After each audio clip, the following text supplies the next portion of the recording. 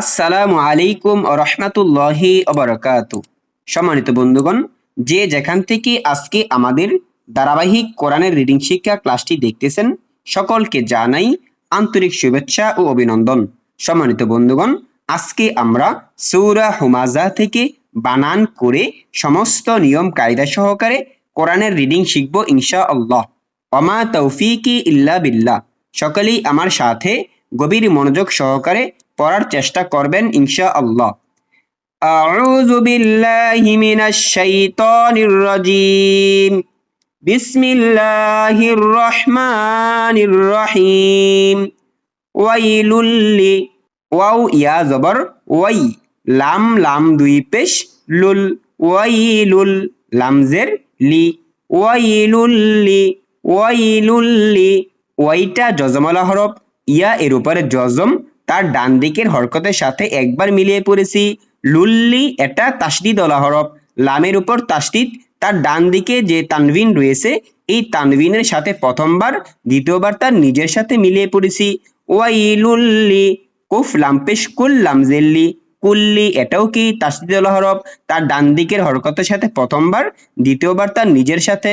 ওয়াইলুল্লি কুল্লি, হা পেশ হু, মিম জবর মা, হুমা, জা জবর জা, হুমা জা, তা লাম দুই জের তিল, লাম পেশ লু, তিল্লু, হুমা জা তিল্লু, হুমা জা তিল্লু।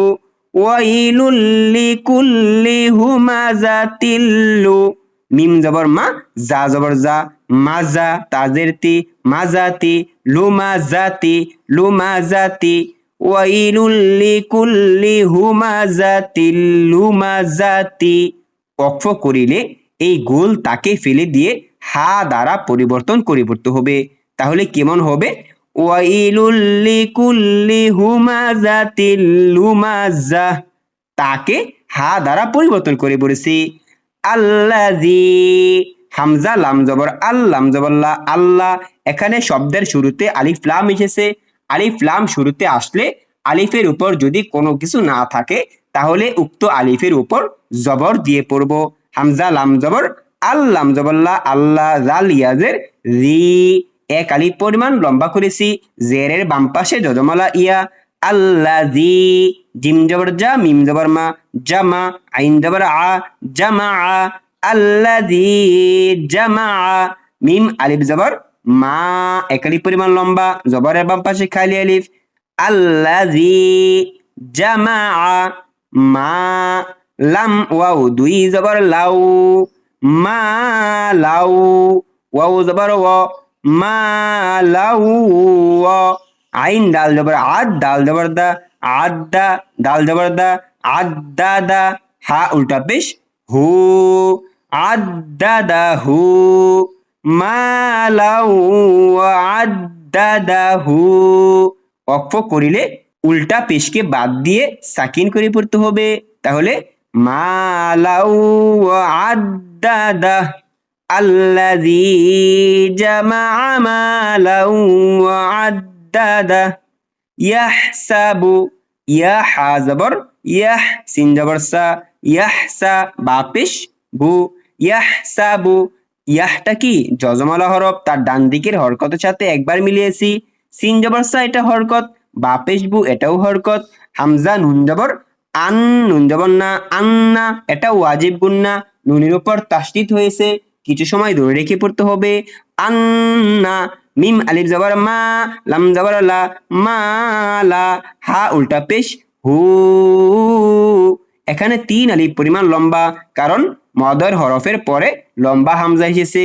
আন্না মালাহু, হামজা খ জবর আখ, লাম জবর লা, আখলা, দাল জবর দা, আখলাদা, হা উল্টা পেশ হু, আখলাদাহু।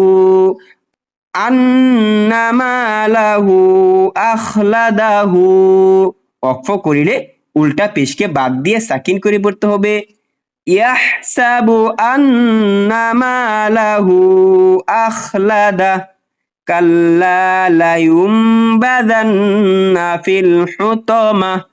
কাফ লাম জবর কাল, লাম আলিফ জবর লা, কাল্লা, লাম জবর লা, ইয়া নুন পেশ ইউম লাইউম বা জবর বা জাল নুন জবর জান বাজান নুন জবর না বাজান্না। এখানে নুন সাকিনের পরে বা আসার কারণে উক্ত নুন সাকিনকে মিম দ্বারা পরিবর্তন করে পড়েছি। লাইউম বা জান্না কাল্লা লাইউম বা জান্না। ফা লাম জেরে ফিল হা পেশ হু ফিল হু ত জবর ত ফিল হু ত মিম জবর মা তা জেরে তি হু ত মাতি ফিল হু ত মাতি। অক্ষ করিলে এই গুল তাকে ফেলে দিয়ে হা দ্বারা পরিবর্তন করে পড়তে হবে। ফিল হু ত মাতি থেকে ফিল হু ত মা কাল্লা লায়ুমবাযান্না ফিল হুতামা। সম্মানিত বন্ধুগণ, আমি আশা করি আমরা যদি প্রতিদিন আমাদের এই ক্লাসগুলো করতে পারি, ইনশাআল্লাহ আমরা সকলেই অল্প সময়েই কোরআনুল কারীমকে শুদ্ধভাবে পড়তে পারবো। সকলের প্রতি দোয়া এবং ভালোবাসা রেখে আজকের ক্লাস এখানেই শেষ করলাম। আসসালামু আলাইকুম ওয়া রাহমাতুল্লাহি ওয়া বারাকাতুহু।